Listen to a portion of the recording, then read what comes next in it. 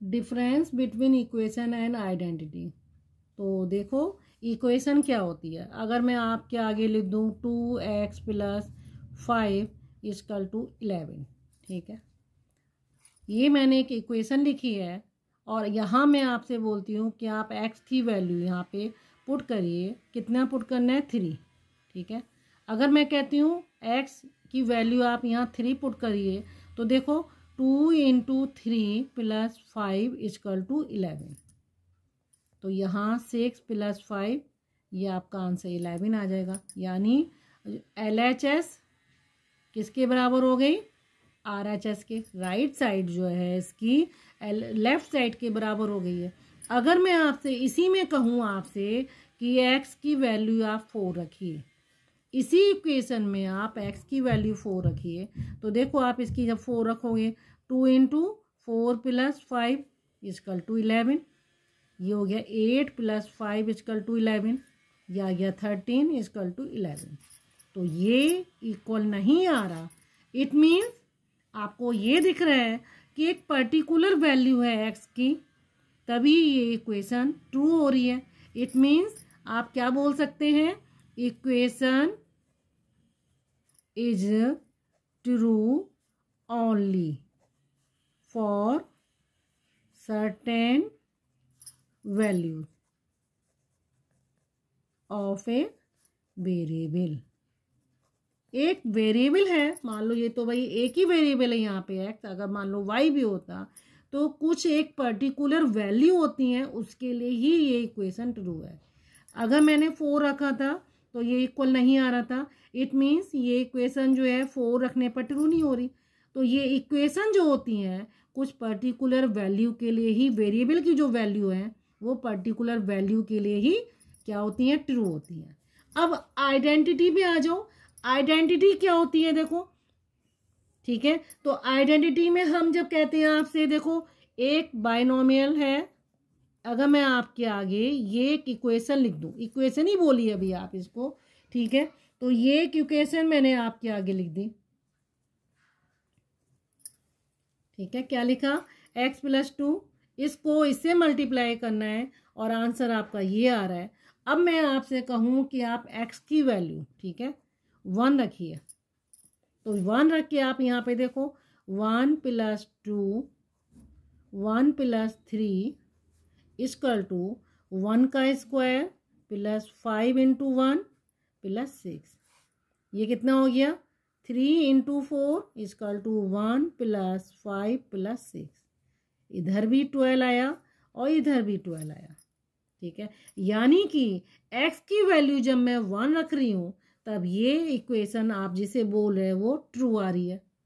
अगर मैं आपसे कहूँ यहीं पे कि अब आप x की वैल्यू 5 रख लो, ठीक है, यहीं पे आप 5 रख के देखो, ठीक है, तो आपने 5 रखा यहाँ पे, ठीक है, इसी वाली इक्वेशन में, तो आपकी क्या हो जाएगी 5 + 2 × 5 + 3 = 5 का स्क्वायर + 5 × 5, ठीक है, + 6।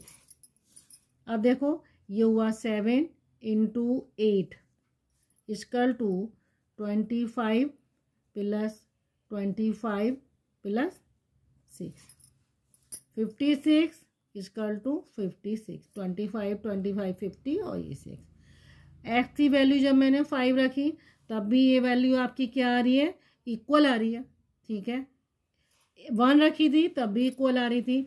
आप x की वैल्यू अगर 2 रख देते हैं तब आप अपना आंसर टैली करो, तो आपकी जो आइडेंटिटी ये लग रही है आपकी, आप यहाँ देखो 2 + 2 2 + 3 = 2 का स्क्वायर + 5 × 2 + 6, ये कितना हो गया 4 × 5 4 + 10 + 6, यह आया 20 और ये भी हो गया 20, ठीक है, आप करके देख लीजिएगा 20 × 20। इट मीन्स आइडेंटिटी में क्या होता है तो इक्वलिटी साइन, इक्वल साइन इसमें भी है और इक्वल साइन यहाँ भी है, लेकिन अंतर कितना है कि ये जितनी भी वेरिएबल्स की वैल्यूज होंगी सबके लिए ट्रू आंसर को होल्ड करेगी। ठीक है, इट मीन्स इक्वलिटी को मेंटेन करेगी।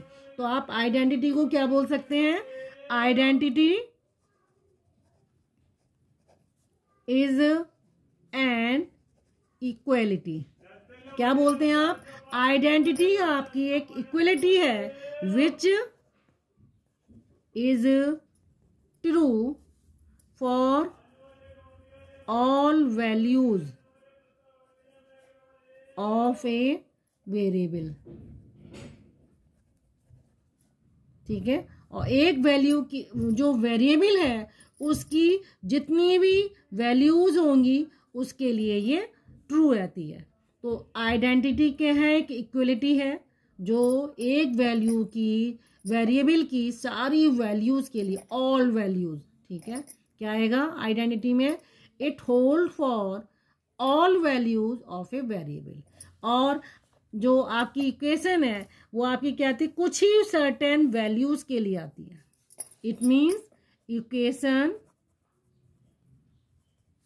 में डिफरेंस क्या हुआ, true for certain values of a variable. और आइडेंटिटी आप क्या बोल दोगे, ट्रू फॉर ऑल वैल्यूज, ठीक है, ऑफ ए वेरिएबल।